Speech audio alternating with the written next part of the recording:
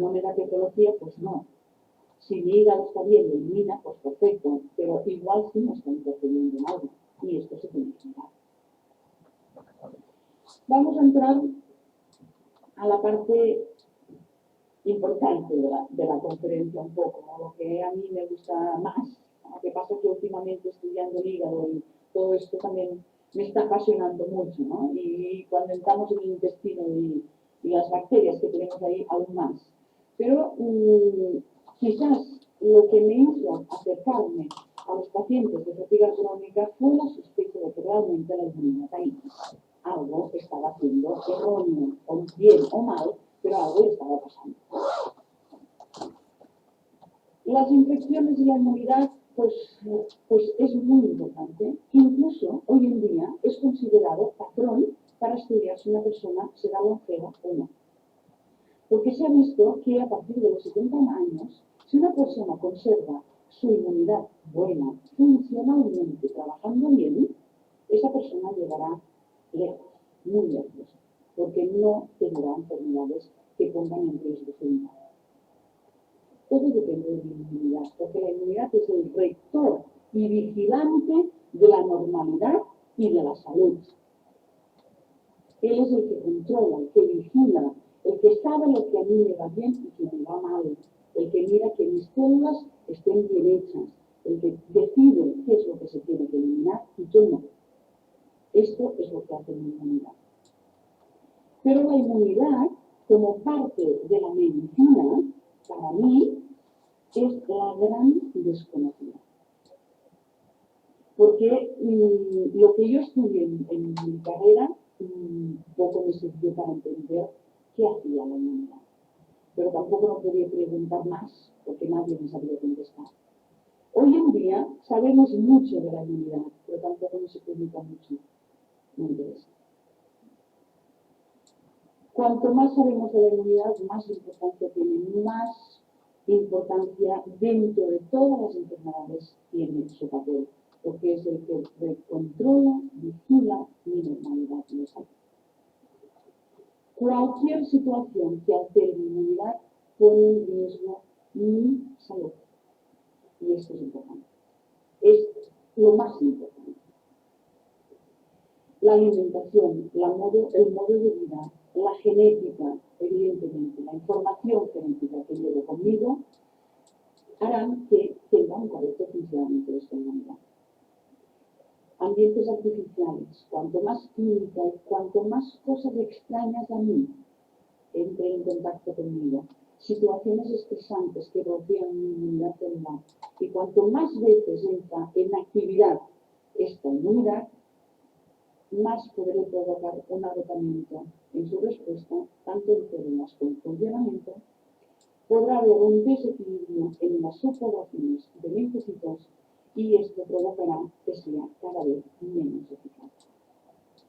Por eso ha salido, o ya está empezando en la universidad, en Madrid principalmente, hay un grupo que realmente ha clasificado que puede determinar si una persona será longeva o no, estudiando el perfil y el funcionamiento de su inmunidad. No vamos a repasar la inmunidad, no vamos a hacer una clase ni mucho menos, solo tenemos que saber que todas mis células que me defienden de lo que viene de fuera y de mi normalidad, todas tienen su origen en el mismo origen, en la médula ósea. Por lo tanto, cualquier cosa que altere la médula ósea puede alterar mi inmunidad, ya de entrada, y a partir de aquí se van diferenciando en sus grupos. Y estos subgrupos, los que más nos suenan son los linfos T, los linfos B, y para de contar. Pero es que hoy en día conocemos muchos subgrupos. No sabemos aún todos cómo se organizan. Es como si aquellos que tienen todo un batallón de soldados, desde el capitán hasta el soldado raso, pues hay un montón de subgrupos que cada uno tiene una función, cada uno colabora con o no, y toda esta organización, la verdad es que poco a poco la vamos conociendo, pero nos falta mucho por conocer. Lo que sí que sabemos es que cuando algún tipo de subgrupo de esta serie de células se altera o desaparece, aparece una enfermedad. que es lo que hemos conocido con lo que conocemos con el SIDA. El virus del SIDA afecta principalmente a los linfos T4. Y estos linfos T4 provocan que cuando ellos bajan en población aparecen toda una serie de enfermedades que esto provocará la muerte del paciente. Porque sencillamente es una célula de nuestra inmunidad central. Cuando se produce una reacción inflamatoria, no siempre entra todo el batallón en guerra, sino que principalmente en una primera fase lo que vemos es la inflamación. El proceso inflamatorio se define como un proceso universal que no es específico, es decir, reacciona siempre igual, sea que entre una picadura de abeja, sea que entre un cristal, sea que entre una planta, siempre reacciona igual. Lo que intenta es eliminar aquello que ha entrado y no le importa lo que es. Esto es lo que hace nuestra inflamación cuando es atacada. Si lo resuelve, ahí se acaba el problema. Si no lo resuelve, esa inflamación, las células que colaboran, que trabajan con esa inflamación, lo que hacen es llamar al linfocito, presentar a ese gran director de nuestra inmunidad y decirle, mira que he encontrado ahí. ¿Tú crees que esto me puede hacer daño? Fíjate qué hay. Y es la inmunidad la que decide si hace o no. Toda esta fase, que parece un cuento y nos lo explican así para que entendamos que allí se complica la cosa, realmente entran en juego una cantidad de marcadores, de enzimas, de proteínas y de células que se nos complica mucho el campo. En esta fase, en lo que llamamos el presentador de antígenos, el que presenta a mi inmunidad lo que ha encontrado, lo que ha entrado, el problema que ha hallado, si en ese momento se corta la respuesta inmunológica, la persona no se entera de nada de lo que ha entrado y lo que ha entrado allí se queda. Por eso, no tenemos que abusar de los antiinflamatorios, porque su nombre lo dice, es antiinflamatorio. Y la inflamación tiene un papel, que es presentar el antígeno. En fase aguda, cuando la inflamación se nos vuelve tóxica, me hace daño, me destruye, la tendremos que bloquear de alguna manera. Pero ¿qué es esto que yo tengo un poco de tos, me voy al médico y salgo con la receta de una antiinflamatoria? Yo lo que tengo es que dejar que mi inmunidad trabaje, haga su función, conecte con esto que ha entrado, lo reconozca, haga memoria de lo que ha entrado y que de esta forma la próxima vez que entre yo tendré defensas para poder luchar contra esto. Por lo tanto, toda la respuesta inflamatoria, muchos de los problemas que estamos viendo de repetición, de infecciones y de situaciones, se deben al corte que se da en la presentación de antígenos. Ahí, cuando la inmunidad se pone en marcha, cuando se ha reconocido algo que no es propio nuestro o que viene de fuera, que nos puede hacer un daño, los linfocitos empiezan a trabajar, necesitan dividirse, se van a los ganglios, allí empieza la multiplicación y vuelven al terreno a trabajar. Por lo tanto, siempre que detectamos un ganglio, decimos, algo me está pasando porque me noto un punto por aquí que ha crecido y antes no estaba. Bueno, es la inmunidad que está haciendo su trabajo y nos tiene que dar más o menos importancia dependiendo de toda la situación clínica y es el médico que tiene que valorar si esto es importante o no. Pero los ganglios están para ello. Es donde van los linfocitos a dividirse y de ahí salen a hacer su trabajo. Cada vez que detecto un ganglio, ¡pumba! Antiinflamatorio, vamos a cortar esto. ¿Por qué? Está haciendo su trabajo. Déjalo. ¿Sabes lo que está pasando? Si no lo sabes, deja que evolucione a ver qué pasa. Míralo, síguelo, pero no cortar de entrada lo que está pasando, porque es fisiológicamente positivo. Es lo que tiene que pasar. ¿Por qué cortamos una situación que sabemos que tiene que ser así? Yo aún no he entendido algo, ¿no?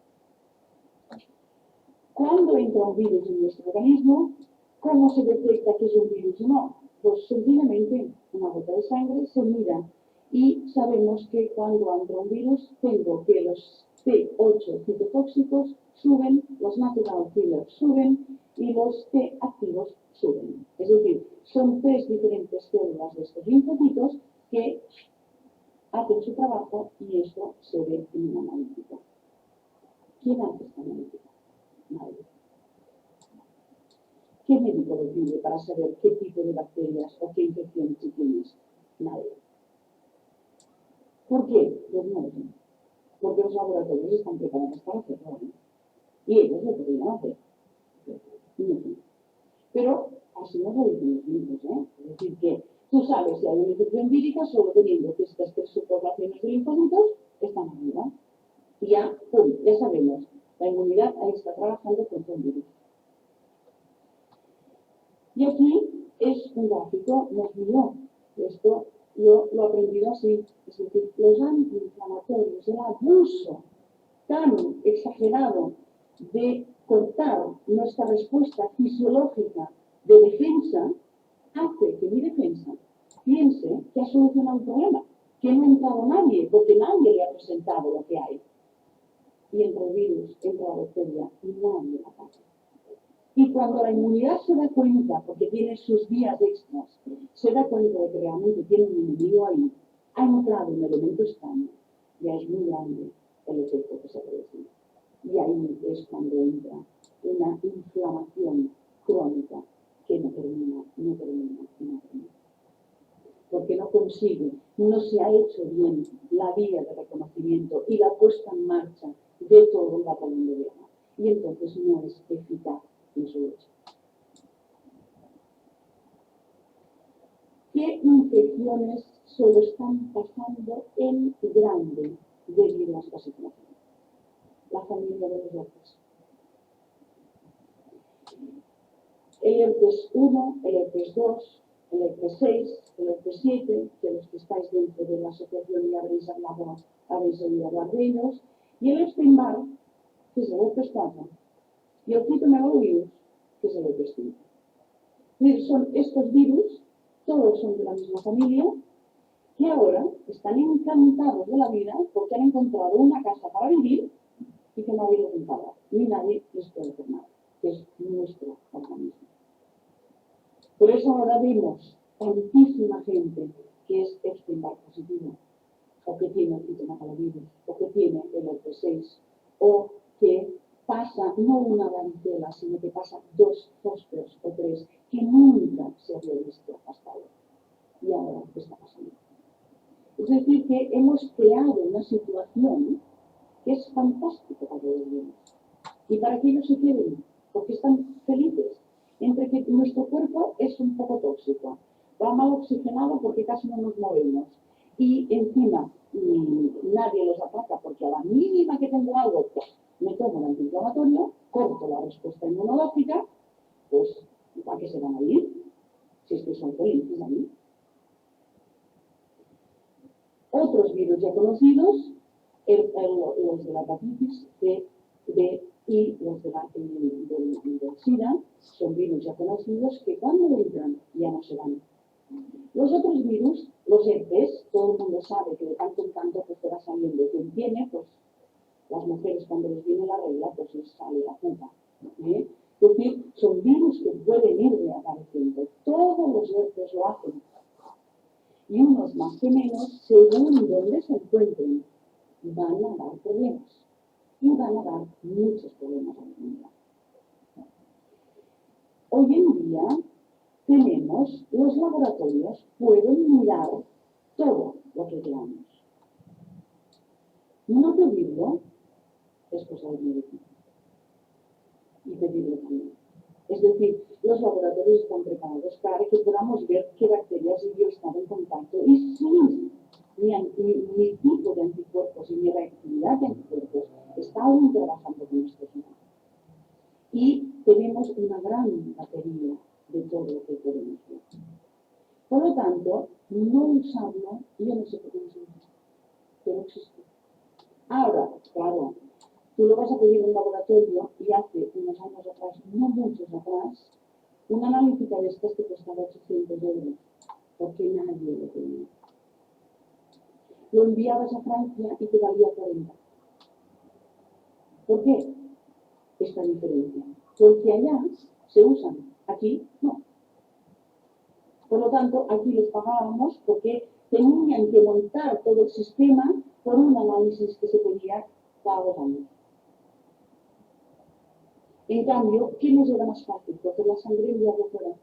¿Por qué? Porque allí te valía muchísimo más barato. Y lo tenías en 10 días, que aquí aún te tardan más. Por lo tanto, son técnicas, son situaciones que hoy en día podemos visualizar, podemos ver, podemos saber qué está pasando. Y esto es lo que tenéis que saber, que hoy en día hay los instrumentos para poder ver. Bueno, no días de esto se me ocurrió entrar en el Wikipedia a ver el Epstein-Barr. Bueno, por lo menos me hizo ilusión porque conocí al Epstein-Barr, tenemos una foto ahí, las inclusiones del Epstein-Barr, da muchísima información, realmente es un virus que tiene por 1964, cuando estábamos hablando que apareció el síndrome de fatiga crónica. Fue en estos años que también se detectó y se conoció que existía un herpes 4, que le llamaron Epstein-Barr por los apellidos de las personas que detectaron este virus. ¿No? Entonces, es un virus relativamente joven que hasta ese momento no le habíamos etiquetado ni sabíamos qué era ni qué es lo que estaba haciendo ahí. Y cuando vas siguiendo con sus asociaciones, ¿con qué se ha asociado? Fijaros que nos encontramos. Síndrome de fatiga crónica.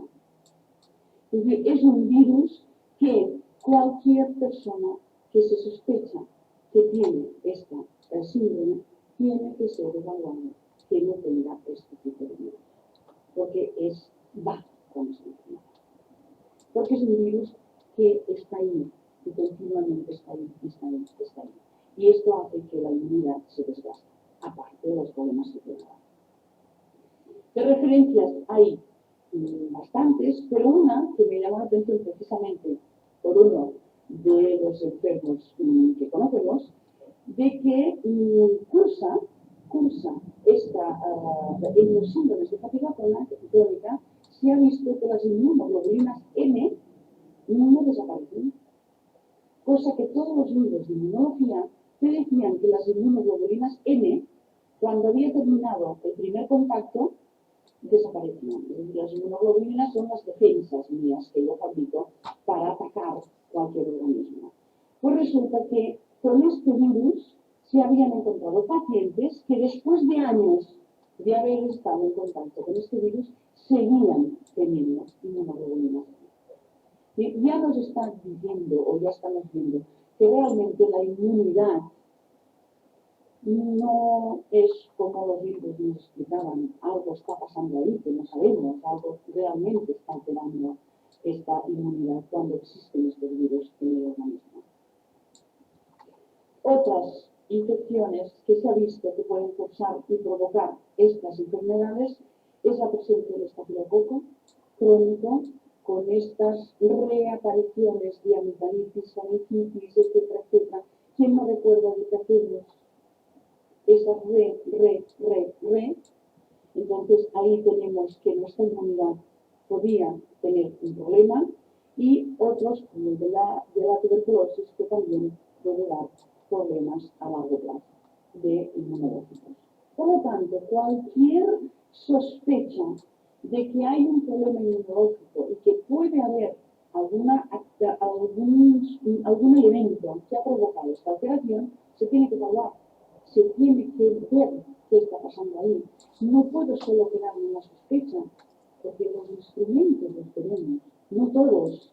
Ya sé que cada vez van a aparecer más cosas y vamos a poder ser más finos y más personalizados con cada uno. Pero hoy en día ya tenemos como poder valorar qué pasa con estos virus, si están reactivos o no, ver el tipaje linfocitario, es decir, qué hace el sistema de inmunidad, ver cómo está esta inflamación y qué consecuencias está teniendo.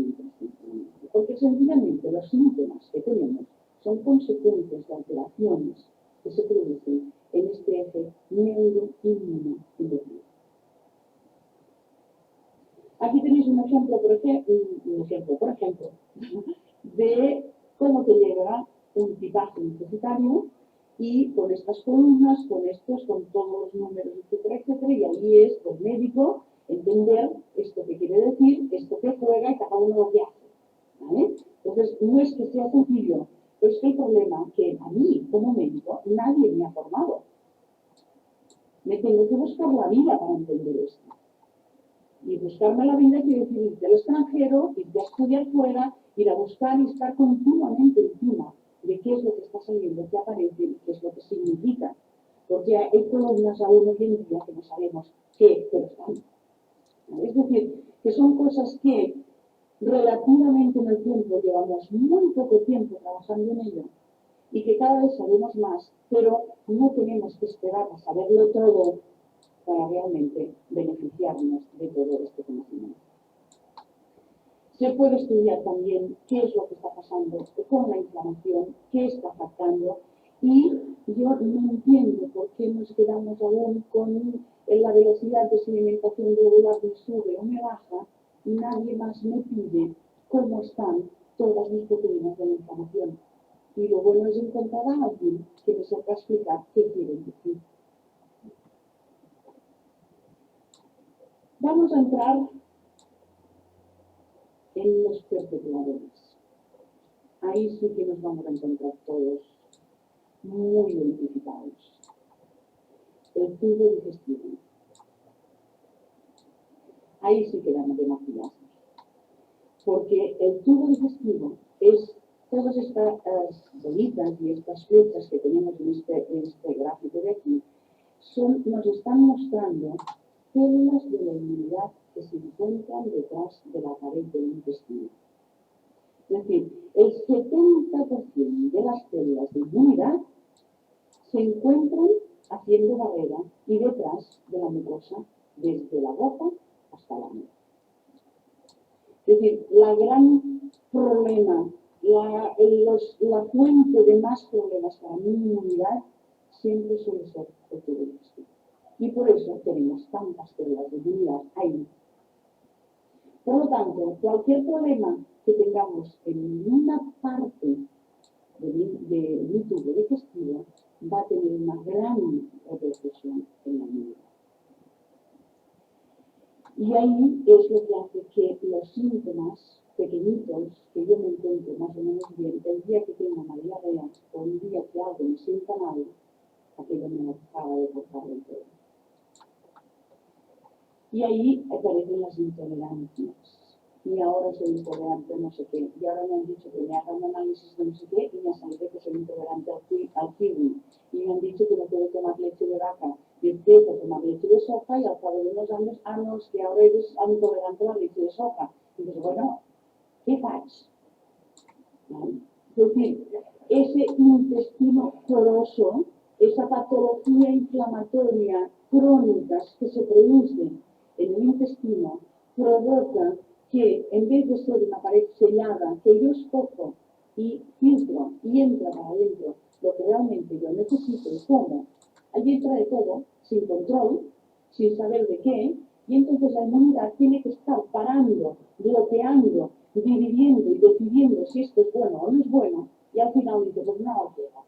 Se acabó, cada vez que entra esta molécula y he decidido que no la quiero más. ¡Pum! Una intolerancia más.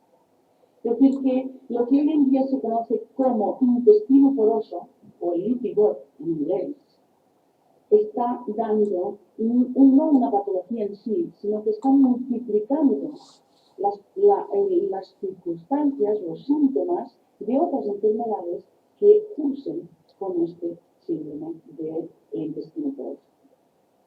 ¿Y cuándo se da este intestino poroso? Cuando tomo antiinflamatorios, cuando tomo antibióticos, cuando hay realmente una dieta que no es adecuada, cuando me faltan vitaminas y no puedo absorber bien, etcétera, etcétera, etcétera.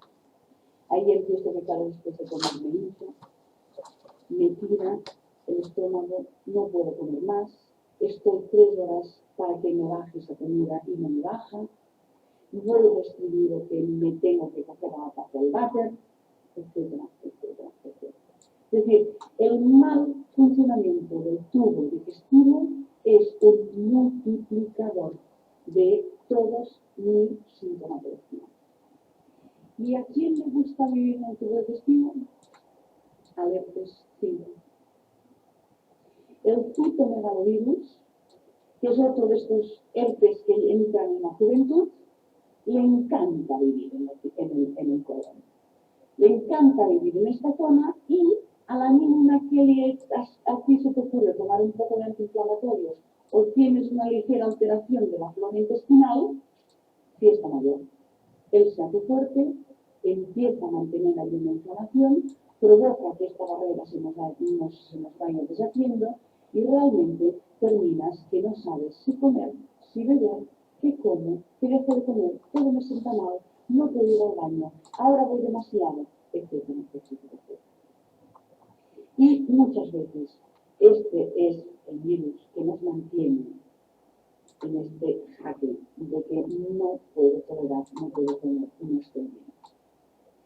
Y sale en personas, en pacientes inmunocompetentes, es decir, que tienen alguna patología que altera su inmunidad, como la presencia de otros virus, como que realmente mi inmunidad está agotada y no puede trabajar, este virus se aprovecha y hace lo que llamamos la colitis por citomegalovirus, que realmente es una colitis muy irritante, que la sintomatología es muy vaga, puedes tener un día fantástico y al día siguiente no controlas lo que está pasando y realmente que despista totalmente no solo el paciente, sino al médico de que, no será tanto, pero si es que ayer estaba fantástico y hoy no sé qué me pasa y estoy yendo al baño cada 3 minutos.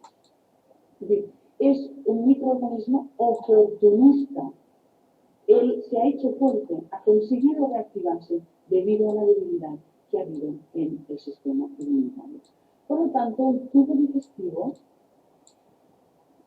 que solo sabemos de la pared, sus vellosidades, cómo se absorbe, etcétera, etcétera, ahí tenemos otro gran desconocido en nuestro organismo. Desde la boca hasta el ano, se considera que hay más de 400 especies de bacterias diferentes que colonizan el tubo digestivo. Hoy en día sabemos que tengo más bacterias que células. Y un trabajo que salió en el National Geographic se preguntaba, ¿realmente existe el ser humano? Porque claro, si yo soy más bacterias que células, ¿por qué me llamo humano si soy bacterias? Yo soy un cultivo de bacterias andando, ¿no? Se preguntaba en aquel artículo. Porque realmente esta flora que se establece en mi organismo desde el momento del nacimiento no sirve. No sirve para muchas cosas. Interacciona conmigo. Yo le doy de comer con lo que escojo. Ella también me hace que tenga apetito según lo que le estoy dando, ¿no? Pero principalmente me protege. Me protege de otros patógenos para que no se establezcan en mi tubo digestivo. Entonces, toda esta flora intestinal, los lactófilos, los bífidos, los probióticos que hoy en día nos quieren vender, ya no digo una leche, sino todo, ¿vale? Pues hay muchas bacterias ahí, muchas especies, solo nos hablan de una y hay 400. Y también nos preguntamos, ¿será que será bueno dar siempre la misma? Y podríamos tener un tipo de pregunta para cada día, digo yo, en vez de escogernos solo una. Porque si yo soy 400 especies, pues tengo que tomármelas todas para estar bien. Tienen que entrar todas y tengo que tirarlas todas. Pues resulta que cuando esta microbiota, esta familia de bacterias se altera, yo me enfermo. Soy humano.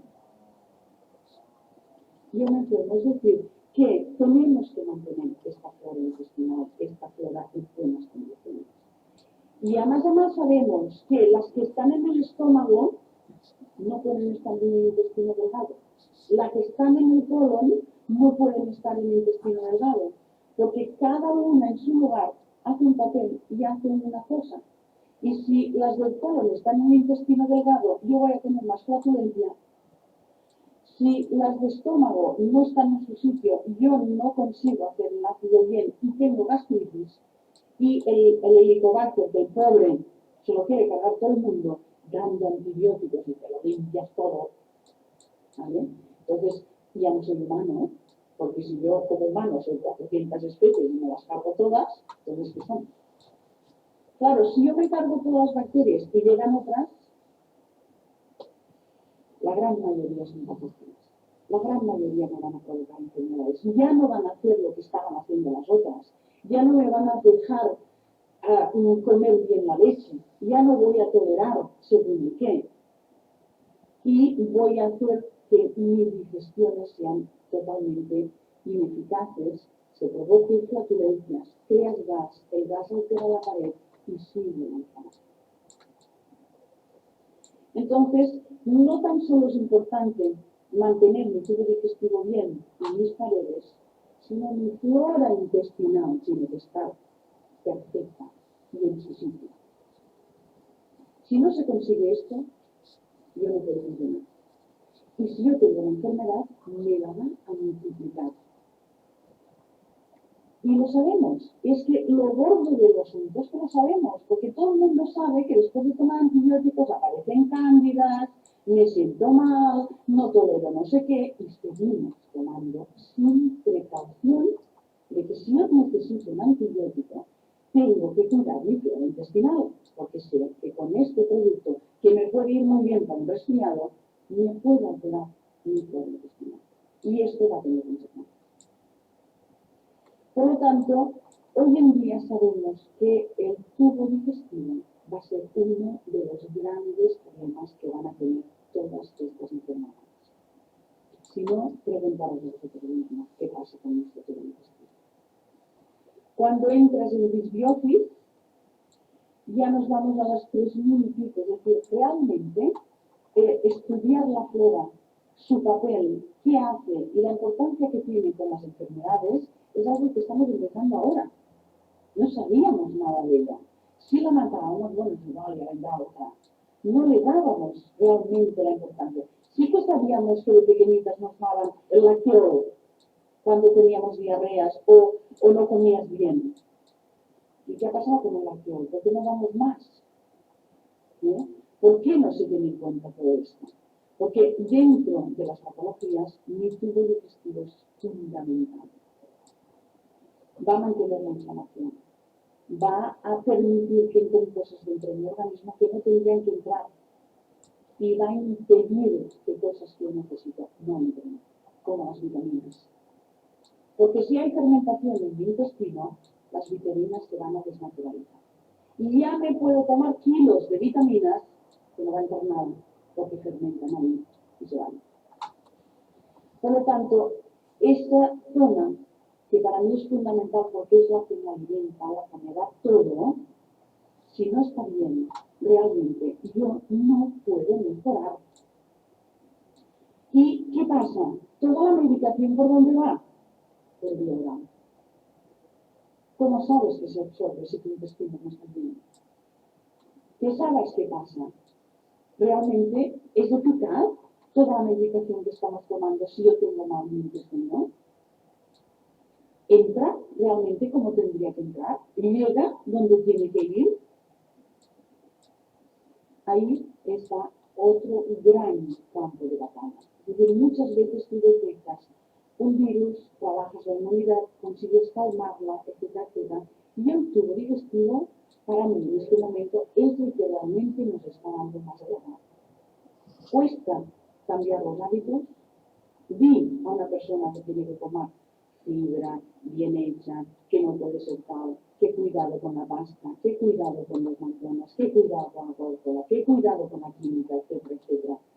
Cuidado, porque nuestro tubo digestivo que no nos hace quedar así y todo entra para adentro. ¿Y quién lo tiene que decidir si esto que entra es bueno o no? La inmunidad. Pero la inmunidad tiene trabajo. Entonces, ¿qué hace? ¿El trabajo por las infecciones que tiene? ¿O se viene al tubo digestivo a terminar de limpiar todo lo que hemos detenido? Ahí es donde vemos los grandes fallos en el sistema inmunológico. en la saturación del trabajo que recibe. Si yo intento calmar todas estas áreas, todas estas zonas, mi inmunidad podrá rehacerse, podrá controlarse, podrán otra vez anormalizarse, mientras tengamos focos por ahí sueltos. No hay manera, no hay manera. Y el tubo digestivo depende mucho de lo que yo como, lo que yo decido, lo que entra ahí. Yo lo digo a mis pacientes, lo digo a todos. La ropa que llevamos, la escojo, la plancho, decido si la compro, que la ponga bien, que no tenga ninguna arruga, que vaya bien combinada, pero por la noche me la quito cuando llego a casa. Lo que entra por la boca no sale por la noche cuando llego a casa. Se queda ahí y es la inmunidad que decide si esto se tiene que ir o no. Aparte de este trabajo que le das a la inmunidad, encima todo eso se tiene que ir vía hígado. Saturas otra vez el sistema de bloqueo, saturas otra vez todo el sistema de desintoxicación. Y entonces llegan fármacos, drogas, sobredosis de vamos a dar no sé qué. ¿Y qué hace el digestivo? Pues bueno, siempre bien queda. Y aquí te encuentras así como estás. Y al final no puedes tomar nada. Nada me sienta bien, no puedo absorber, me estoy engordando y no como nada.